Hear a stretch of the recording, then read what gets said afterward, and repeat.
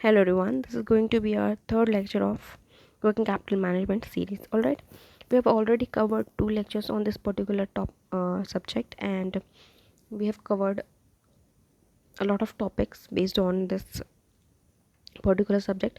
And so before moving ahead हम लोग एक बार रिकॉल कर लेते हैं कि क्या क्या पढ़ा था हमने लेक्चर 1 एंड लेक्चर 2 में. ठीक है, तो लेक्चर 1 में हम लोगों ने देखा था कि वर्किंग कैपिटल क्या होता है. ठीक है, वर्किंग कैपिटल के बारे में कुछ चीज़ें देखी थी और वहाँ पे हमने अप्रोचेस भी देखी थी कि what are the different approaches that is use to determine the working capital finance mix. ठीक है, फिर हमने लेक्चर 2 देखा था. तो लेक्चर 2 में हम लोगों ने पढ़ा था वर्किंग कैपिटल मैनेजमेंट के बारे में. ऑलराइट, तो वर्किंग कैपिटल मैनेजमेंट के बारे में जो हम पढ़ रहे थे तो उसमें हमने 3 सब टॉपिक्स को कवर किया था. पहला जो टॉपिक हमने कवर किया था वो था कैश मैनेजमेंट. दूसरा हमने कवर अप किया था वो था इन्वेंटरी मैनेजमेंट. और हमने लास्ट में कवर अप किया था रिसीवेबल मैनेजमेंट. ऑलराइट, तो कैश मैनेजमेंट के बारे में हम ऑलरेडी पढ़ चुके हैं कि कैश मैनेजमेंट क्यों ज़रूरी होती है. ठीक है, एंड कैश मैनेज करने से फिर क्या फ़ायदा हो सकता है बिजनेस को. ठीक है, और अगर इनएडुकेट फंड्स हो रहे हैं या फिर एक्सेस हो जा रहा है तो फिर क्या नुकसान हो सकता है. ठीक है, अब हम देखेंगे कुछ मॉडल्स जो कैश मैनेजमेंट से रिलेटेड है. ऑलराइट,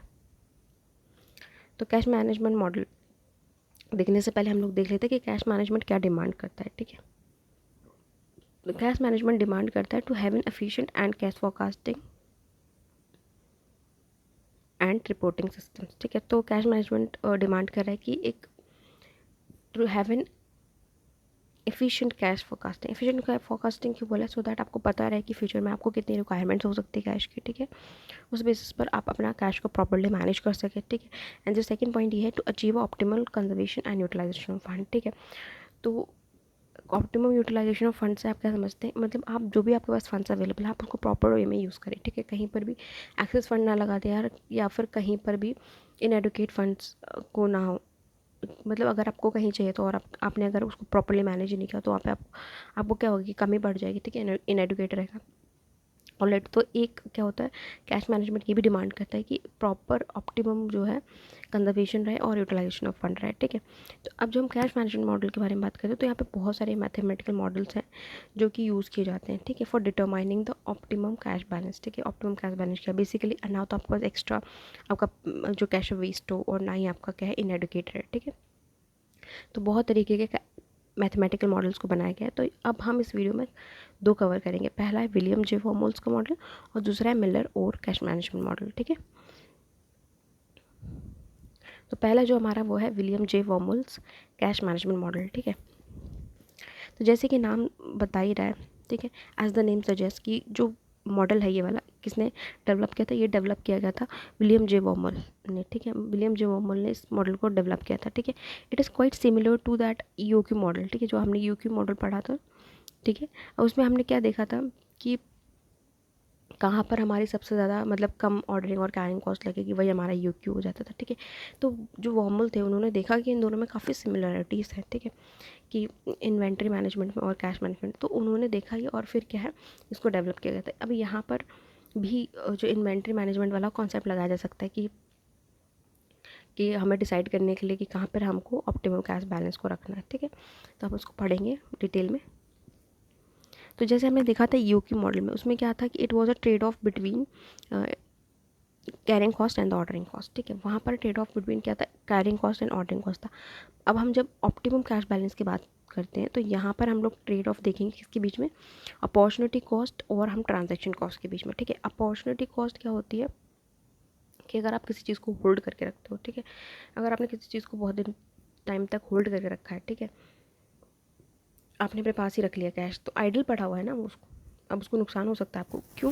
क्योंकि आप अगर उसे कहीं और दूसरी अपॉर्चुनिटी में अगर आपने लगा दिया होता, ठीक है, तो फिर आपको क्या हो सकता था, फ़ायदा हो सकता था. ठीक है, तो एक तो ये हो गया अपॉर्चुनिटी कॉस्ट और एक ट्रांजैक्शन कॉस्ट. ट्रांजैक्शन कॉस्ट क्या होती है? ट्रांजैक्शन कॉस्ट वो होती है जो कि आप मार्केटेबल सिक्योरिटीज़ को कन्वर्ट करते हैं ना जब कैश में, तो जो कॉस्ट इन्वॉल्व होती है तो उसको आप ट्रांजैक्शन कॉस्ट बोलते हैं. ठीक है, और जो ऑप्टिमम कैश बैलेंस होता है वो ऐसे पॉइंट पर होता है जहाँ पर टोटल कॉस्ट जो है वो एकदम मिनिमम रहती है. ठीक है, अब हम जब वर्महोल मॉडल के बारे में बात करें तो ये कुछ अजम्पशंस के बेसिस पर है. ठीक है, यहाँ पे कुछ अजम्पशंस है जिनको लेकर चला जाता है वर्महोल्स मॉडल में. ठीक है, तो पहले अजम्पशन देख लेते हैं क्या क्या है. तो पहली अजम्पशन ये थी कि cash needs of a firm are known with certainty. मतलब आपको प्रॉपर्ली पता है कि कैश की फर्म की जो कैश नीड्स है वो कितनी है और आपको प्रॉपर्ली पता है और सर्टिन है.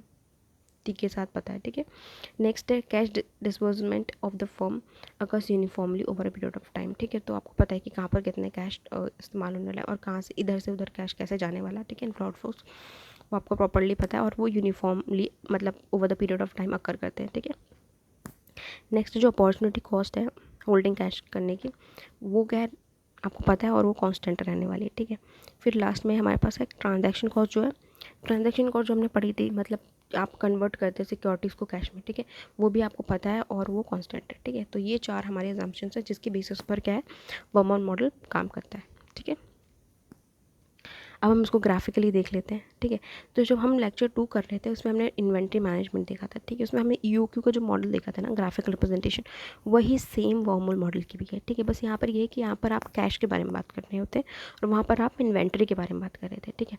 वहाँ पर आपने देखा था एक ऑर्डरिंग कॉस्ट और कैरिंग कॉस्ट, ठीक है। अब यहाँ पर 2 कॉस्ट जो इन्वॉल्व है वो आपकी है opportunity cost and the transaction cost, ठीक है। तब ये जो जहाँ पर मीट आउट कर रही है, ठीक है, जहाँ पे मीट आउट करनी है सबसे एकदम लोएस्ट पॉइंट पर जो हो रहा है ना, वो आपका क्या है ऑप्टिमम कैश बैलेंस है, ऑलराइट। अब हमने ग्राफिकल रिप्रेजेंटेशन देख लिया, हम देखेंगे इसको एल्जेब्रिकली कैसे रिप्रेजेंट किया जाता है, ठीक है। तो कौन सा फॉर्मूला यूज़ होता है, तो यहाँ पर जो फॉर्मूला यूज़ किया जाता है वो है आपका √2 इंटू एफ अपॉन ओ, ठीक है। अब यहाँ पे जो सी है it stands for optimum cash balance, ठीक है। और फिर ए है जो आपका एनुअल कैश डिसबर्समेंट है, और फिर एफ है फिक्स्ड कॉस्ट पर ट्रांजैक्शन, एंड ओ है opportunity cost of holding cash, ठीक है। अगर आप चाहते हैं कि मैं इस पर न्यूमेरिकल करवा दूँ तो फिर कमेंट बॉक्स में आप कमेंट कर दीजिएगा, मैं इसके ऊपर न्यूमेरिकल्स भी करवा दूँगी, ठीक है। अब हम दूसरा मॉडल देखेंगे, वो है हमारा मिलर ओर मॉडल, ठीक है। और जब हम बॉमोल्स के मॉडल के बारे में बात कर रहे थे वहाँ पे काफ़ी शॉर्टकमिंग्स थी, ठीक है, जैसे कि वो अजम्पशंस के बेस पर था, ठीक है। तो ये अजम्पशंस ज़रूरी नहीं कि हमेशा ओवर द टाइम आप सोच के चल रहे हैं कि हाँ ये अजम्पशन है, ज़रूरी नहीं है कि रियलिस्टिक हो, ठीक है। तो जो मिलर एंड ओर मॉडल था ना, उसने इन शॉर्टकमिंग्स को क्या किया है ओवरकम किया है, ठीक है। तो वही यहाँ पे लिखा हुआ है कि जो वॉर्महोल का मॉडल था वो कुछ सर्टेन बेसिक अजम्पशंस के ऊपर था, ठीक है। जैसे कि that the size and the timing of cash flows are known with certainty, ठीक है। तो अब ये तो हमेशा नहीं हो सकता ना, it is not possible. So Baumol model, ये जो मिलर एंड ओर मॉडल था, इसने ये सारी शॉर्टकमिंग्स को ओवरकम किया, ठीक है। हम देखेंगे कि क्या होता है मिलर एंड ओर मॉडल में। तो मिलर और मॉडल जो है ये प्रोवाइड करता है आप 2 कंट्रोल लिमिट्स, ठीक है, एक अपर लिमिट और एक लोअर लिमिट, ठीक है, along with the returning point. फिर when the cash balance touches the upper control limit, जब भी cash balance upper control limit को टच करता है तो मार्केटेबल सिक्योरिटीज़ को आप क्या परचेज कर लेते हैं, ठीक है, सो दैट आप वापस से रिटर्निंग पॉइंट पर आ जाएं, ठीक है। फिर अगर वो लोअर लिमिट को टच करता है तो आप मार्केटेबल सिक्योरिटीज़ को सेल कर देते हैं सो दैट आप वापस से नॉर्मल जो भी कैश बैलेंस है आप उस पर आ जाएँ, ठीक है। अब इसको हम ना ग्राफिकली देखेंगे तो बेटर वे में समझ में आएगा, ठीक है। देखो ये वाली एक्सेस हमको कैश दिखा रही है और ये वाली एक्सेस हमको दिखा रही है लिमिट में दिखाया हुआ इसने, ठीक है, कि हमारी क्या क्या लिमिट है यहाँ पे। अब हमने देखा, देखो यहाँ पर जो ये वाली लिमिट थी ये हमारी एक अपर कंट्रोल लिमिट, और ये जो वाली जो ये वाली है ये हमारी लोअर कंट्रोल लिमिट है, ठीक है। तो जब ये कैश जो है फ्लैक्चुएट हो रही है, ठीक है, ये जो कर्व है ना ये रिप्रेजेंट कर रहे हैं कैश बैलेंसेस को, ठीक है। जब ये फ्लैक्चुएट हो रही है, ठीक है, जब तक इस पॉइंट पर रहती है ना ये रिटर्निंग पॉइंट जो है, तब तक तो कोई दिक्कत नहीं है, फॉर्म जैसे ये वैसे चल रही है, ठीक है।